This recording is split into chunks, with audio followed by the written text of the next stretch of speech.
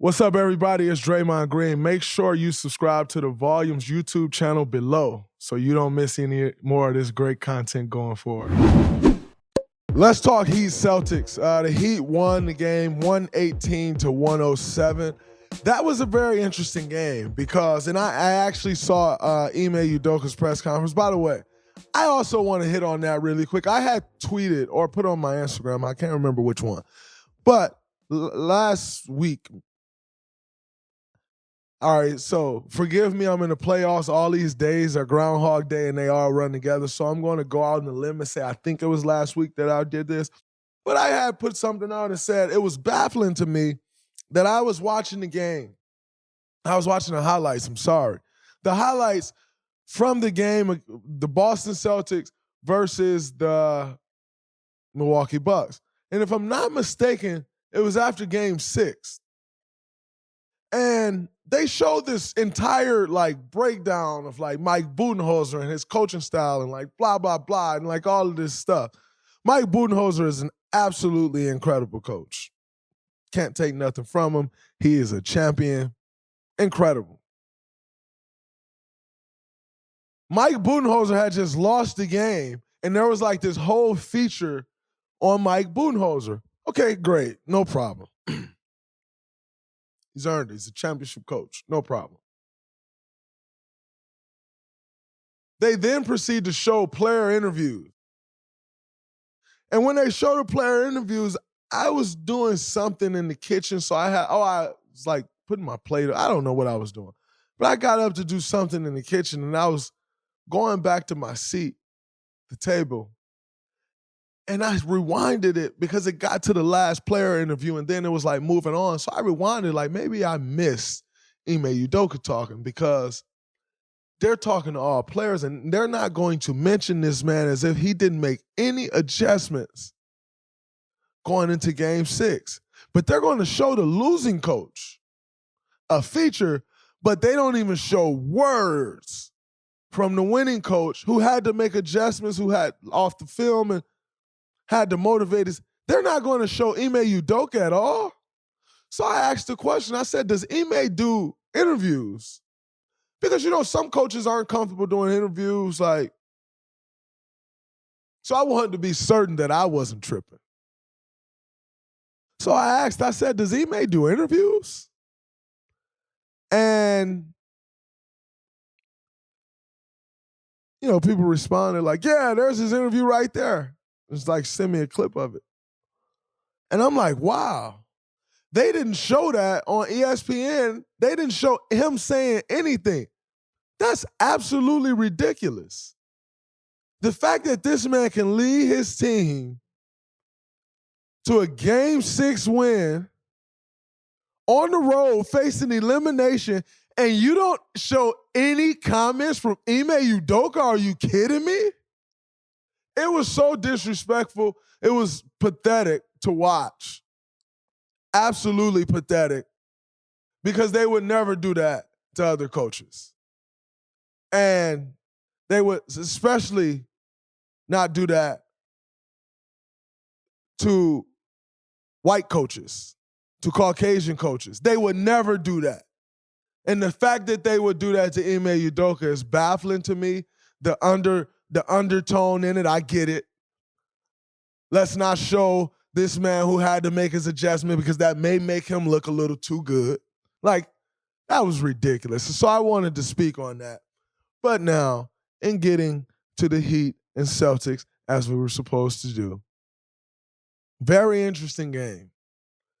And how I got there is actually, I watched Ime Udoka's press conference, and he was saying, it was actually just a stretch in the third quarter where we lost the game.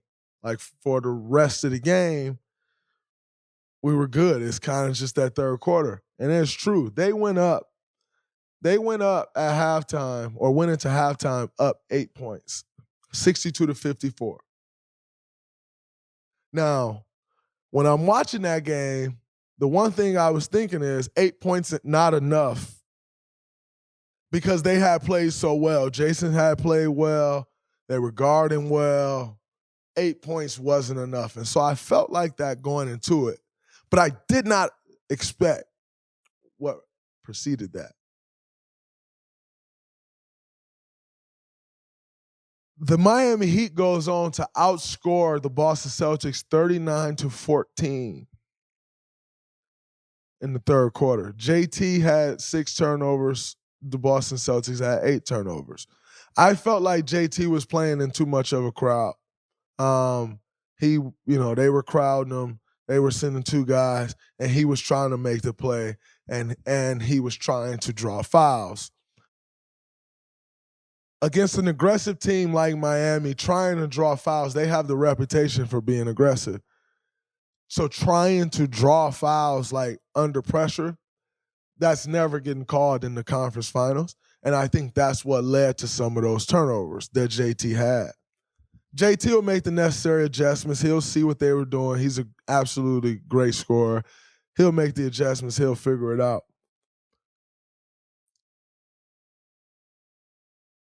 But I always talk about the role players and how it's different on the road. Grant Williams shoot 18 threes in Game 7. The analytical guys are in heaven. Grant Williams turned down some threes in Game 1, and he didn't shoot it as well as he's been shooting it all year because it's just a little different going on the road.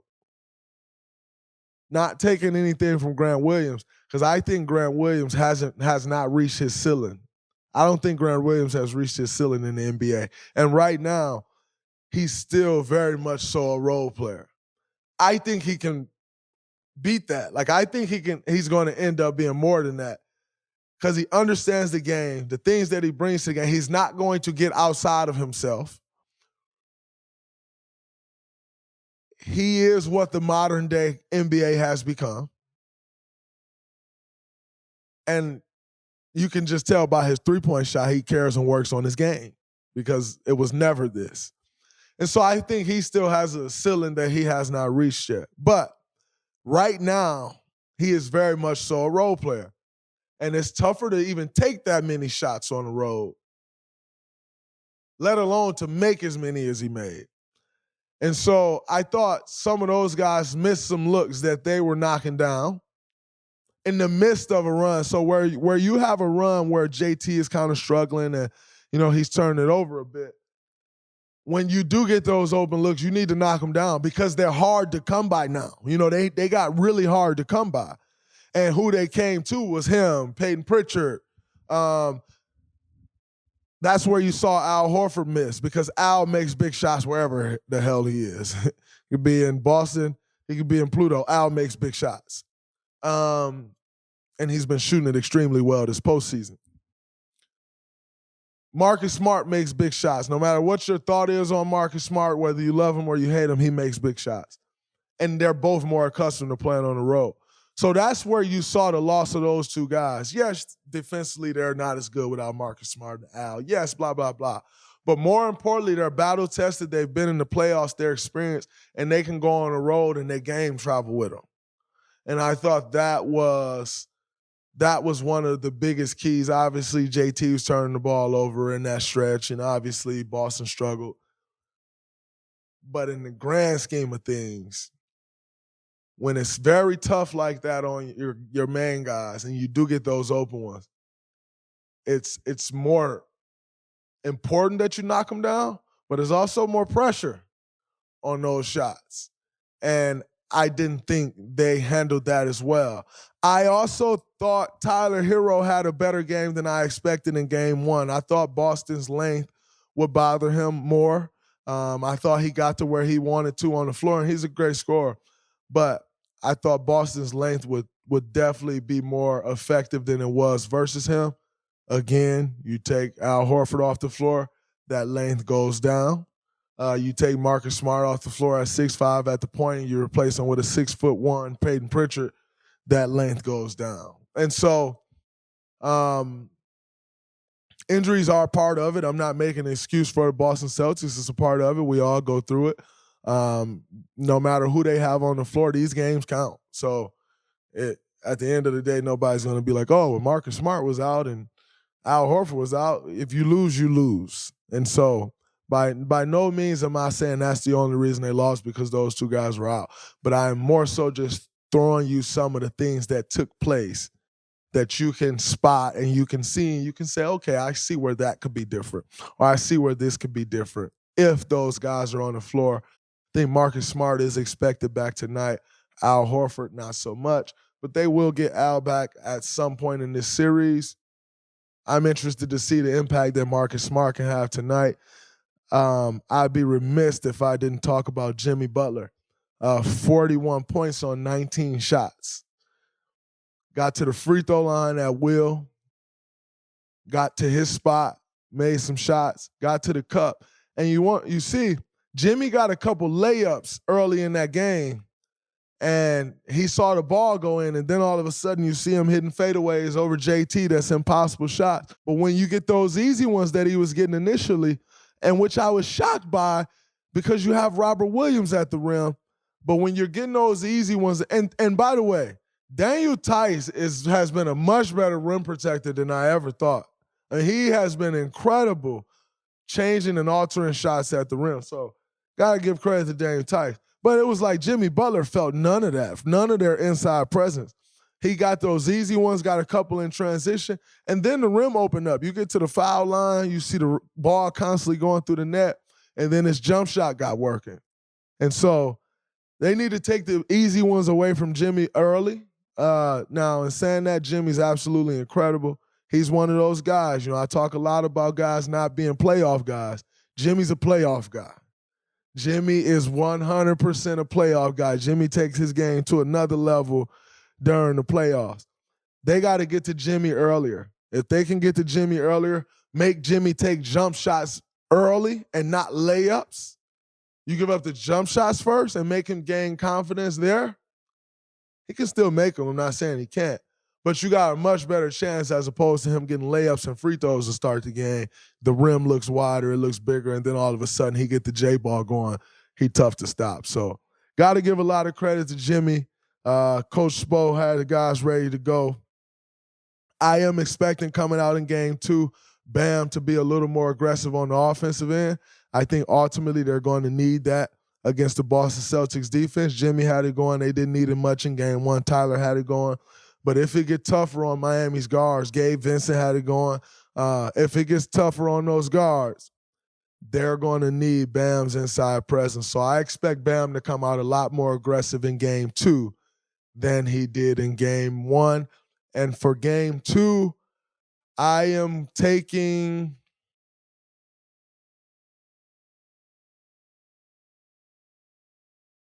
Miami. I think Miami goes up 0-2. And I think Boston takes it back to Boston, tie it up 2-2. And then we have an all-important game 5. So I'm taking Miami. Sorry, Jackson. I'm taking Miami in game 2, but I do have Boston tying the series at 2-2 going home. It is very important that Miami takes an 0-2 lead going into Boston because Kyle Lowry's out, which means you have Gabe Vincent. You have Max Strus starting and going on the road, and they're a little different when they go on the road. And you're depending on those shots, which is good, though. Those guys can shoot the lights out the ball. They shoot it. But it's different when you go on the road.